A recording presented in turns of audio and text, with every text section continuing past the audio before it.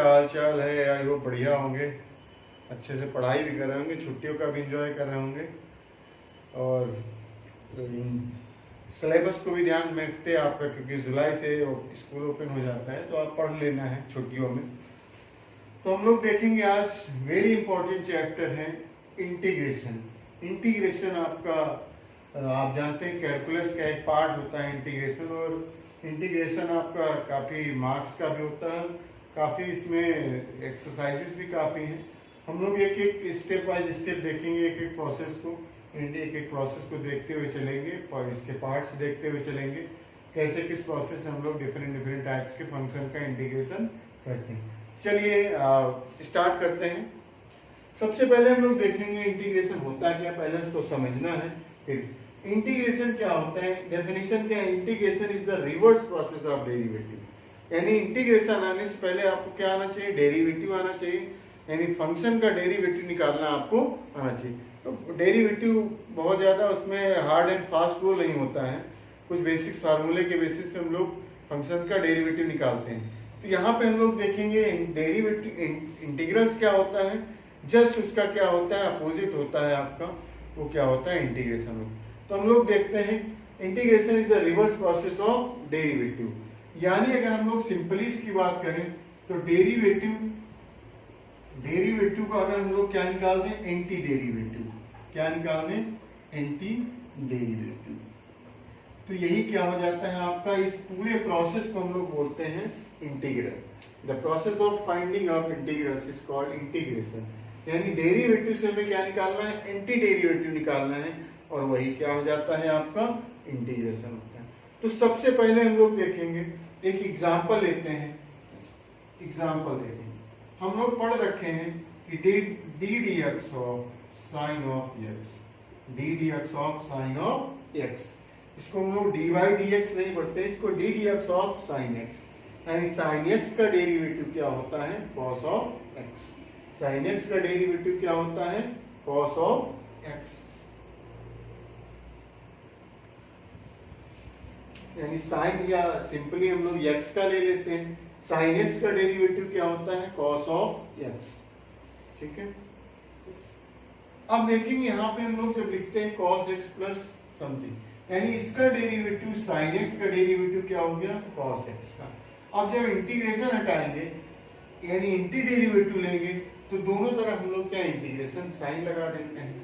चलो लगा देते हैं, d d x of sine of x is equal to cos. अब क्योंकि पूरा फंक्शन आपका किस में है, पूरा फंक्शन आपका एक्स में, इधर dx लगा दिए, इधर भी क्या लगा दिए, dx। तो अब ये बताओ, जैसे ही हमने dx से dx क्या हो जाएगा, कैंसिल हो जाएगा, d इस इंटीग्रेशन साइन से कैंसिल आउट हो जाएगा, तो ये क्या बचेगा आपके पास, sin x बचेगा, और इधर क्या लिख देंगे, cos ऑफ x।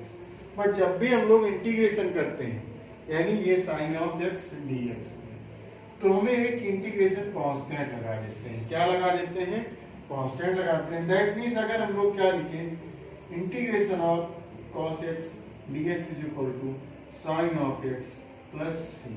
तो आप देखेंगे कि साइन x का डेरिवेटिव तो cos x, but cos x का एंटी डेरिवेटिव क्या होता है, साइन ऑफ x। तो ये एंटी डेरिवेटिव जो हम लोग निकालते हैं, यही क्या होता है, इंटीग्रेशन। हम लोग जनरल कुछ टर्म यूज करते हैं, जैसे हम लोग सिंपल सा इंटीग्रेशन को हम लोग आई से रिप्रेजेंट करते हैं। आई लिखा है तो ये क्या है, लिखा मान लेते हैं function F of x d x. तो किसको क्या बोलते हैं आपने ये देखना है। एफ ऑफ एक्स क्या होता है, फंक्शन होता है।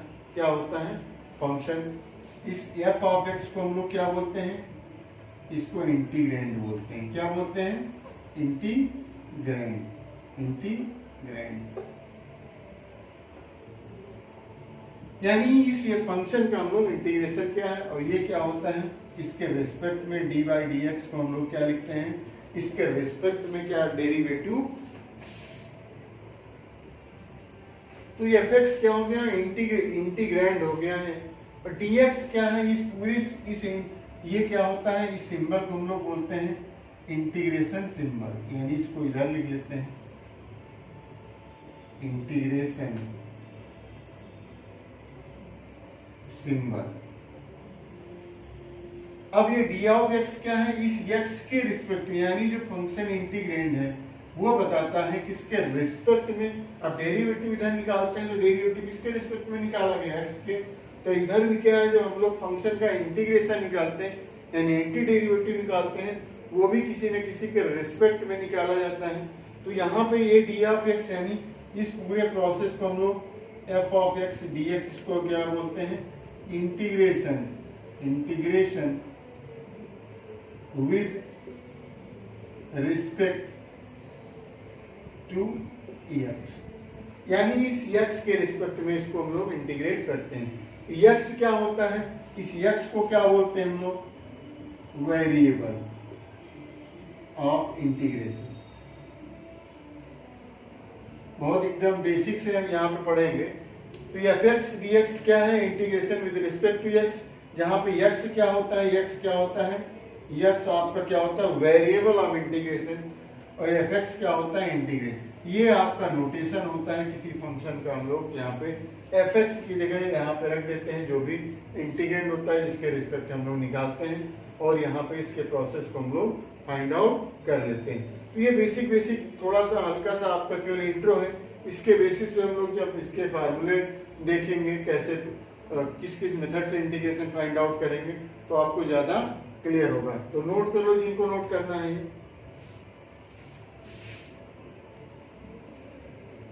अब हम लोग देखेंगे कुछ फार्मूले, कुछ डेरिवेटिव के फार्मूले होते हैं, उनका इंटीग्रेशन कैसे निकलता है। तो सबसे पहला क्या होता है, इधर लिख लेंगे डेरिवेटिव।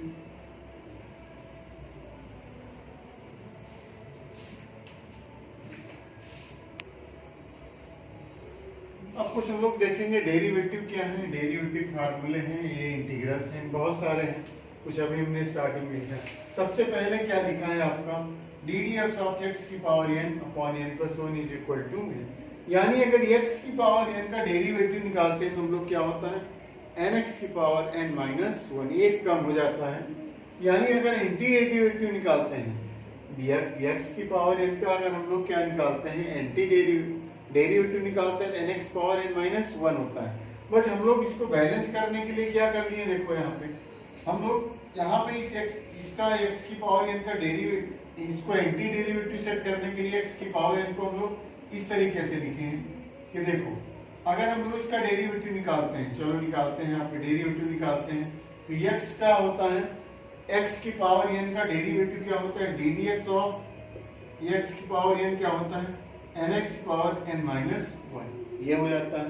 तो इसी के बेसिस पे अगर हम लोग इसको निकालें, ध्यान से देखो, तो यहाँ पे क्या हो जाएगा, n प्लस 1 और x की power n plus 1 minus 1 upon में n प्लस 1 पहले से गिवन है। तो ये बताओ 1 से 1 कैंसिल आउट, ये से कैंसिल आउट, तो आपका क्या बचेगा, x की पावर n बचा है।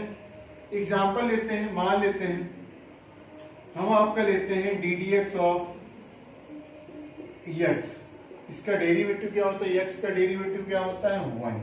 अगर हम इसी को क्या ले लें, इंटीग्रेशन ले लें, इंटीग्रेशन ले लें 1 dx क्या ले लें, तो x प्लस 1 हो जाएगा, यानी 1 का डेरिवेटिव क्या हो जाता है आपका x हो जाएगा।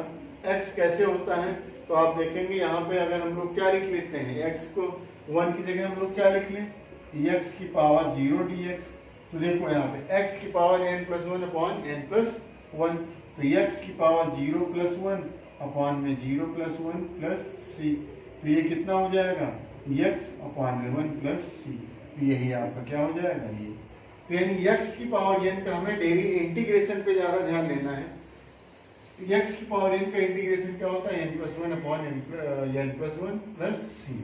बट अगर x की पावर n का डेरिवेटिव क्या होता है, nx पावर n माइनस 1, ठीक है। सिमिलरली यहाँ पे आते हैं d d x of sine of x का क्या होता है, cos x, तो cos x का क्या हो जाएगा, sin x हो जाएगा। cos x का डेरिवेटिव क्या होता है, माइनस sin x, तो sin x का एंटी डेरिवेटिव क्या हो जाएगा, minus of cos x। tan x पे क्या होता है, sec स्क्वायर x, क्या होता है sec स्क्वायर x, तो इधर क्या हो जाएगा sec स्क्वायर x का एंटी डेरिवेटिव क्या होता है, tan of x। cot x यहाँ पे हम लोग लेते हैं, cot x को जनरली हम क्या लिखते हैं, कॉट एक्स का डेरिवेटिव क्या होता है minus cos square x, but हमको याद करने के लिए हम क्या करेंगे इस माइनस को इधर भी ला सकते हैं, क्या ला सकते हैं, तो माइनस माइनस मिलके क्या हो जाएगा प्लस, यानी कॉट एक्स का क्या हो जाएगा कॉसेक स्क्वायर एक्स हो जाएगा। इधर कॉसेक स्क्वायर एक्स का एंटीडेरिवेटिव क्या हो जाता है आपका cot x, sec x tan x क्या हो जाता है सेक एक्स tan एक्स को क्या हो जाएगा सेक एक्स प्लस। आप ध्यान से देखेंगे जितने भी सी वाले हैं जिनके यानी जितने भी ट्रिग्नोमेट्रिक सी से शुरू होते हैं, कॉसेक हो गया, कॉस हो गया, कॉसेक एक्स, कॉट एक्स हो गया, उनमें सब में आपका क्या होता है निगेटिव साइन आता है, क्या आता है निगेटिव साइन आता है। ध्यान से देखेंगे कॉस एक्स का माइनस साइन एक्स, इधर देखेंगे कॉट एक्स का माइनस कॉस एक्स, चाहे इंटीग्रेशन लें या चाहे डेरिवेटिव लें दोनों। कॉस एक्स का यहाँ पे क्या है, यहाँ पे इंटीग्रेशन में थोड़ा सा यहाँ पे cos x की ये वाला गलती मत कर देना कि cos x का क्या लिखते हैं हम लोग माइनस साइन x, यहाँ पे उल्टा होता है cos x का एंटीडेरिवेटिव क्या होता है इंटीग्रेशन sin x होता है, sin x क्या होता है माइनस cos x और sec x का tan x। तो यानी जितने c वाले होते हैं उनका डेरिवेटिव निगेटिव होता है। तो अब ये मत याद कर लेना कि इंटीग्रेशन में भी जिनका c से होता है उनका माइनस, ये आपका क्या है ये cos x वाला ये आपका यहाँ पे माइनस नहीं होता है, तो cos x का माइनस sin x, इधर माइनस cot x यानी cot x का माइनस cosec स्क्वायर x। इसी तरीके से और बहुत सारे क्या हैं फार्मूलेज हैं, उन फार्मूलों को आप बुक में लिखे होंगे बहुत सारे फार्मूले, उन फार्मूलों को आप एक कॉपी में लिख लिख के याद करेंगे, ठीक है।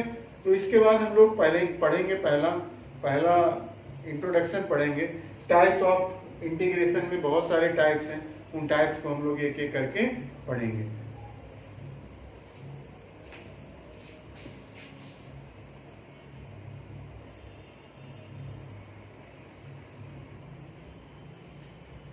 अब हम लोग देखेंगे यहाँ पे types of integration. Type of integration कितने टाइप्स के होते हैं, दो टाइप के होते हैं। एक आपका क्या होता है डेफिनेट इंटीग्रेशन, दूसरा क्या होता है इनडेफिनेट इंटीग्रेशन। दो टाइप्स के इंटीग्रेशन होते हैं। पहला क्या होता है, पहला क्या है डेफिनेट इंटीग्रेशन में क्या होता है आपका, हम लोग जैसे एरिया निकालना हो किसी भी कर्व का, अगर हम लोग किसी बाउंडेड यानी किसी इंटरवल के बीच हम लोग क्या निकालते हैं, अगर एरिया निकालते हैं तो वहाँ पे एरिया एक क्वांटिटी मिलती है, फिक्स क्वांटिटी मिलती है डिजिट में। तो कहने का मतलब जब हम लोग निकालते हैं कि लिमिट के बेसिस पे, यानी डेफिनेट इंटीग्रल्स में क्या होता है f x d x is equal to क्या मिल जाए capital of f of x, और यहाँ पे जो सी लगा होता है दो तरीके मिलेगा आपको, एफ एक्स डी एक्स, यहाँ पे क्या मान लेते हैं F dash x, F dash x और इधर बिना सी वाला। तो जहां पे आपका प्लस सी लग रहा है इसका मतलब अगर प्लस सी लगा है इसको हम लोग बोलते हैं इंडेफिनिट कांस्टेंट।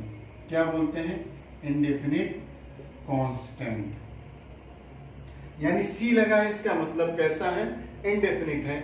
इंडेफिनिट है आपका इंटीग्रल, अगर सी नहीं लगा है इसी को हम लोग बोलते हैं डेफिनिट इंटीग्रल। डेफिनिट इंटीग्रल तो सबसे पहले हम लोग पढ़ेंगे definite integral, indefinite integrals.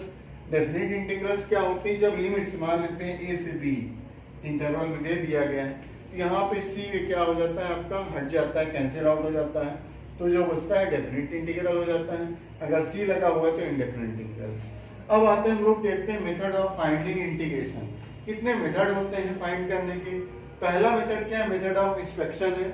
Method of inspection है, इसमें ऑब्जेक्टिव और क्वेश्चन आने के चांसेस हैं, अदरवाइज वो प्रोसेस वही है, ठीक है। मेथड ऑफ इंस्पेक्शन जनरली हम लोग डेरिवेटिव से निकालते हैं यहाँ पे। दूसरा क्या है इंटीग्रेशन बाय सब्स्टिट्यूशन, इसमें आपके बहुत सारे ट्रिग्नोमेट्री भी यूज होगा, फंक्शन भी आपका अलजेब्रिक एक्सप्रेशन एक्सपोनेंट भी यूज होगा, ट्रिग्नोमेट्रिक इनवर्स ट्रिग्नोमेट्रिक सब कुछ आपको मिलेगा इस सब्स्टिट्यूशन मेथड में। अब integration by partial fraction, partial fraction एकदम नया चीज है आपके लिए, जब आप पढ़ेंगे इसमें जब पढ़ाएंगे तो आप देखेंगे कोई ज्यादा टफ नहीं, इसमें आसान से हो जाता है। और लास्ट में क्या है इंटीग्रेशन बाय पार्ट, एक फार्मूला इसमें लगता है, उसके बेसिस पे हम लोग इसको इंटीग्रेशन फाइंड आउट करते हैं। तो ये क्या है आपके चार मेथड हैं। पहला वाला मेथड कोई बहुत ज्यादा पूछा नहीं जाता है, इंस्पेक्शन का मतलब हमें देख के बताना होता है कि कैसे इसको इंस्पेक्ट करके निकालना है। बेसिकली आपकी जो तीन है ये आपके क्या है, इंपॉर्टेंट है। यानी इन्हीं के बेसिस हम लोग पूरा इंटीग्रेशन करते हैं। तो आगे कंटिन्यू करेंगे, आप जैसा रिस्पांस देंगे वैसे ही हम लोग इसको कंटिन्यू करते रहेंगे। कोशिश करेंगे कि ये जो भी चीज़ें वो सब सारी लाइव में हम लोग पढ़ेंगे। तो अभी के लिए इतना ही, बाकी आगे नेक्स्ट वीडियो में आपको मिलेगा। Thank you for watching.